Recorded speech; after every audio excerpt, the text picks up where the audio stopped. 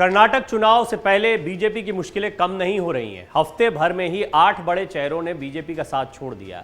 क्या गुजरात मॉडल से कर्नाटक में बेपटरी हो सकती है बीजेपी? एक बड़ा सवाल है। आइए इसको समझने की कोशिश करते हैं। इन दिनों कर्नाटक विधानसभा चुनाव को लेकर सभी पार्टियां जोड़ तोड़ में लगी हुई हैं, पूरी ताकत लगा रही हैं, लेकिन राज्य में बीजेपी की मुश्किलें लगातार बढ़ती जा रही हैं। जब से बीजेपी ने विधानसभा चुनाव के टिकटों का ऐलान करना शुरू किया है, तब से कई नेताओं ने पार्टी छोड़ दी है। सत्ताधारी बीजेपी में टिकट कटने से पूर्व मुख्यमंत्री जगदीश शेट्टार से लेकर पूर्व उप मुख्यमंत्री लक्ष्मण सावदी तक नाराज हो गए। वहीं मौजूदा विधायक और कई पूर्व विधायक पार्टी छोड़ रहे हैं।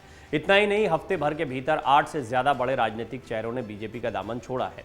ऐसे में आइए अब हम आपको बताते हैं अब तक किस किस ने छोड़ी है बीजेपी। सबसे बड़ा नाम तो जगदीश शेट्टार का रहा और अभी उन्होंने ये जो बड़ा फैसला लिया है, मुख्यमंत्री रहे हैं, लिंगायत के दूसरे सबसे बड़े नेता कहे जाते हैं येदियुरप्पा के बाद बीजेपी की तरफ से। लिहाजा जगदीश शेट्टार का बीजेपी छोड़ना, कांग्रेस में शामिल होना एक बड़ा घटनाक्रम कर्नाटक चुनाव के दौरान माना जा रहा है। सत्ताधारी बीजेपी में टिकट कटने से पूर्व मुख्यमंत्री जगदीश शेट्टार नाराज थे और बीजेपी का दामन छोड़कर वो कांग्रेस में शामिल हो गए।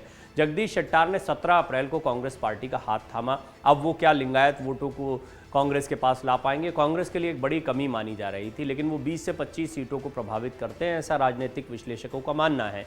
लिहाजा जगदीश शेट्टार एक बड़ा नाम है। दूसरा नाम है लक्ष्मण सावदी। टिकट नहीं मिलने से नाराज पूर्व उप मुख्यमंत्री लक्ष्मण सावदी ने पार्टी छोड़ने के 2 दिन बाद ही 14 अप्रैल को कांग्रेस पार्टी ज्वाइन कर ली। यानी जगदीश शेट्टार की तरह सावदी भी जो हैं वो अब कांग्रेस पार्टी में शामिल हो चुके हैं। तो जैसा घटनाक्रम कई अन्य राज्यों में देखने को मिलता था, अब देखिए ये क्यों महत्वपूर्ण होता है। कई बड़े नेता एक तो टिकट नहीं मिलने से नाराज होते हैं, अपनी पार्टी में किनारे कर दिए जाने से नाराज होते हैं, लेकिन दूसरी बड़ी बात ये भी होती है, जैसा कि शेट्टार के मामले में सामने आ रहा है, कि ऐसा नहीं कि बीजेपी ने उन्हें मनाने की कोशिश नहीं की, लेकिन शेट्टार क्या हवा का रुख भांप रहे हैं? क्या उन्हें भी ऐसा लगता है कि कांग्रेस यहाँ पर मजबूत हो रही है, बीजेपी उतनी मजबूत नहीं रहेगी या पिछले चुनाव जैसा प्रदर्शन नहीं कर पाएगी? कुल मिलाकर ये संकेत भी देते हैं बड़े नेताओं का पार्टी को छोड़ना। लिहाजा ये घटनाक्रम बहुत महत्वपूर्ण है और बीजेपी के लिए एक बड़ा झटका माना जा रहा है। तो ये 2 बड़े नाम तो हैं, क्योंकि एक मुख्यमंत्री रह चुके हैं, एक उप मुख्यमंत्री, लेकिन कई और बड़े चेहरे हैं जिन्होंने पार्टी को छोड़ा। कुल 8 चेहरे जो हैं, वो जो बड़े चेहरे हैं, वो बीजेपी का दामन छोड़ चुके हैं। नेहरू ओलेकर को भी बीजेपी ने 2023 के विधानसभा चुनाव में टिकट से वंचित कर दिया। इसके विरोध में ओलेकर ने बीजेपी से इस्तीफा दे दिया। उनकी जगह बीजेपी ने अनुसूचित जाति के लिए आरक्षित सीट पर गवी सिद्धप्पा दयमन्नवर को उम्मीदवार बनाया है। एक और नाम है एमपी कुमारस्वामी। आरक्षित सीट मुदिगिरी से 3 बार विधायक रहे हैं एमपी कुमारस्वामी, उन्हें भी टिकट नहीं दिया गया, जिसके बाद उन्होंने भाजपा से इस्तीफा दे दिया। वो पूर्व प्रधानमंत्री एचडी देवेगौड़ा की पार्टी जेडीएस में शामिल हो गए हैं। 3 ऑप्शन है, बीजेपी, कांग्रेस और जेडीएस। तो जेडीएस भी अपने आप में एक ताकत है, तो यहाँ पर जेडीएस के साथ वो गए हैं। अब देखना होगा कि जेडीएस, कांग्रेस, बीजेपी क्या कॉम्बिनेशन बनता है। जो भी है, कर्नाटक में त्रिकोणीय मुकाबला देखने को मिल रहा है। हालांकि जेडीएस जो है वो किंग मेकर की भूमिका में ज़्यादा रहती है, यानी सबसे बड़े दल के तौर पर बेशक सामने ना आए, लेकिन इसके बावजूद सरकार बनाने की चाबी उसके हाथ में रहती है।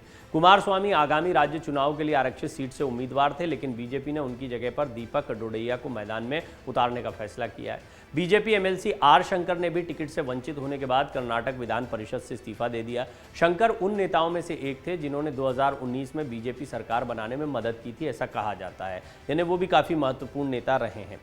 गुलिहट्टी डी शेखर एक और नाम है। होसदुर्गा से बीजेपी विधायक गुलिहट्टी डी शेखर ने भी टिकट नहीं मिलने पर पार्टी छोड़ दी है। तो ज़्यादातर नेताओं ने पार्टी इसलिए छोड़ी है क्योंकि टिकट उनको नहीं दिया गया। पहले से तय माना जा रहा था कि एंटी इनकम्बेंसी को देखते हुए कई सिटिंग एमएलएज का, कई बड़े चेहरों का टिकट कट जाएगा, लेकिन जगदीश शेट्टार ने जैसा कहा कि उन्हें खुद ही अंदाज़ा नहीं था इस बात का कि उनका टिकट काट दिया जाएगा, कोई उनको मनाने नहीं आएगा।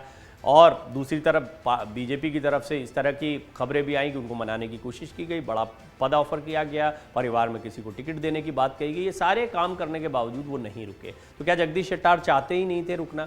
और ऐसा ही इन तमाम नामों के बारे में कहा जा रहा है। हालांकि इनमें से ज़्यादातर वो चेहरे हैं जिनको टिकट नहीं दिया गया, तो इन्होंने पार्टी छोड़ दी। एक और सीनियर बीजेपी लीडर हैं केएस ईश्वरप्पा। उन्होंने कहा कि वो आगामी चुनाव नहीं लड़ेंगे और चुनावी राजनीति से संन्यास ले लेंगे। ईश्वरप्पा राज्य सरकार में कई प्रमुख पदों पर काम कर चुके हैं। वो उप मुख्यमंत्री और ग्रामीण विकास और पंचायत राज मंत्री भी रहे। वो कहीं गए नहीं हैं, वो चुनाव नहीं लड़ रहे हैं, ये बात खुद ही कह रहे हैं। अब ऐसा माना जा रहा है कि उनको टिकट ही नहीं दिया गया था, लेकिन उन्होंने पार्टी नहीं छोड़ी है। पर हाँ, वो चुनावी राजनीति से बाहर हो रहे हैं, इस तरह की बात कर रहे हैं। अब आने वाले दिनों में कोई कदम उठाएं तो कहना मुश्किल है अभी, लेकिन फिलहाल उन्होंने अभी कोई अर्जेंट कदम नहीं उठाया। बीजेपी कार्यकर्ताओं में कई जगह पर रोष देखने को मिल रहा है। बीजेपी के कई प्रमुख नेताओं के अलावा बया तारायणपुरा निर्वाचन क्षेत्र से बीजेपी के टिकट पर चुनाव लड़ने के इच्छुक मुनींद्र कुमार के समर्थकों ने सहकार नगर में न सिर्फ विरोध प्रदर्शन किया बल्कि करीब 1350 पार्टी कार्यकर्ताओं ने मुनींद्र कुमार की जगह तम्मेश गौड़ा को टिकट दिए जाने से नाराज होकर पार्टी की सदस्यता से ही इस्तीफा दे दिया। समर्थकों ने आरोप लगाया कि तम्मेश गौड़ा एक बाहरी व्यक्ति है और उन्होंने क्षेत्र में पार्टी कार्यकर्ताओं के साथ कोई काम नहीं किया है।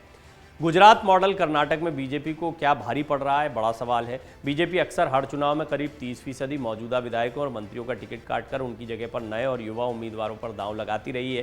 पहले यह प्रयोग गुजरात में हुआ था, लेकिन नरेंद्र मोदी और अमित शाह के केंद्रीय नेतृत्व संभालने के बाद अब सभी राज्यों में इसे आजमाया जाने लगा है। बीजेपी के इस फॉर्मूले से जहां कुछ नेता पार्टी से अलग होते हैं, वहीं कई नए युवा नेताओं को चुनावी मैदान में मौका देने का फायदा भी बीजेपी को मिलता रहा है।